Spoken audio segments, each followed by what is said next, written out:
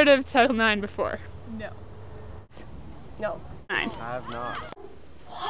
I have, and just not under that name, but I have heard of the rule where they have to have a guys team for every girls team and vice versa. Four. I have, yep. Yes.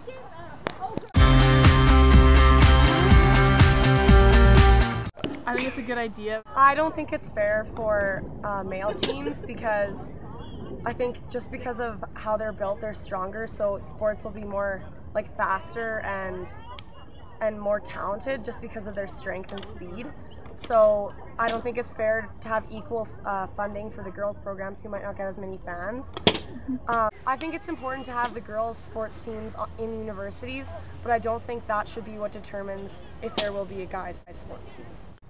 I think it's fair to have like the same teams if there's enough people in each sex to have to actually have the team. I don't know, the funding. Well, the big sports that make money, I could see putting more into them, scholarship-wise and stuff, just because it helps with school in general.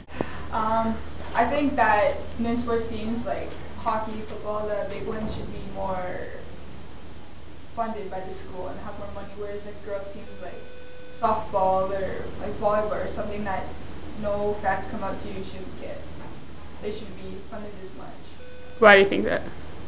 Because guys, women don't go anywhere after university. You can't get paid to do sports like guys for hockey. They can go to the NHL and the KHL, all that kind of. It should be within the school. Okay. Every school's sport teams are going to be different funded, whether it's a Div 1 school or a Div 2 school. That'll decide how many fans come out to the games and how good the teams are. I would say in the most part it's a good rule, though there are a couple exceptions, which would be when there are teams which more guys and girls apply for, or vice versa. In that case, they don't really have enough to make two teams or fund two teams.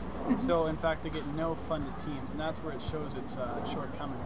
But for the most part, for larger sports like basketball and volleyball, sports where there's an equal amount of interest on both sides, I think it's a really good thing. Okay.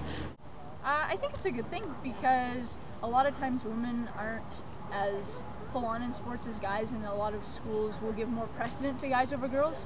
I play lacrosse, and I know that we sort of get the later or earlier floor times, not as much practice times and such. So in that retrospect, I think it's a really good thing because it evens out the playing ground and allows women to play just as much as men. So. I think it's a good thing to have more quality in the sports. Basically, I don't have too much of an opinion on it. I come from Gonzaga University, and there we have a men's lacrosse team. But the problem is they were going to get funding from the school, but they couldn't because there was no women's lacrosse team. They asked and asked around, but they couldn't get enough people to make a legitimate team. And because of that, the funding for their team has to come out of their own pockets because of the rules the school cannot fund. So do you agree with guys that might think that this is destroying some of their opportunities? Yes, I would say in an attempt to avoid sexism, you solved it with sexism. I really don't think so. I think, first of all, being a woman in sport, and especially at that highest level, it's kind of an uphill battle. It really is. I mean, those women we have, they're top picks for college draft, but where do they really go? WNBA is not really a prospect for them. They really do it because they love the games. Whereas a lot of the guys are in there, I think. I've met some. I forget his name. He's one of the top players in Gonzaga men's team, and he's really just in it for the money and the party. He gets to go to college for free, and he's not going on to the NBA. And there's a lot of people who like him on the team. Not all of them are, but I don't know. I don't think it destroys men's opportunities. It might reduce a little bit depending on the school. Now I know they don't do specific sports, so I think there's more women in some sports than men, and more men in some sports than women. But yeah, I think it might reduce men's opportunities a little bit, but not enough to say that that should be a rule or a law. No, I don't believe that because there's a lot of, especially when you're talking about college scholarships, if you're a really good football player, but then a university runs out of scholarships to offer you're still going to be scholarships from Div 2 and Div 3 schools, and if you perform there, you can still have a chance to make it to the next level. I think it's unfair that Canada doesn't have it. No, in the charter, it's described that you can't be discriminated against based on gender. So I think we're doing a pretty good job. Okay. I think it would make sense, like, to a certain point. Yeah. But you think it would cause the same kind of controversies? Yeah. I think it should, but it should be thought out and applied to certain sports. Not every sport, because honestly, if you apply it to some like lacrosse, you run into the hamperings like we ran into at my university. But if you apply it to the mainstream ones like basketball, soccer, volleyball, I think that's really a good plan to do. I think it should be a worldwide thing in terms of universities. Like I said, I truly believe that sometimes women get shafted a little bit, not a lot, and it depends a lot on the sport. Like there are no men in ringette, but I think it does sometimes just women's chances are reduced a little bit, and there's not many professional leagues for women either. So I think that's a good thing. Especially it promotes too like a healthy lifestyle. Which sometimes can be lost. So yes, I think Canada, I don't think it'd be a bad thing, let's put it that way. Okay. I think it'd be better with it, Okay. but I don't think as big a deal as having it in the US.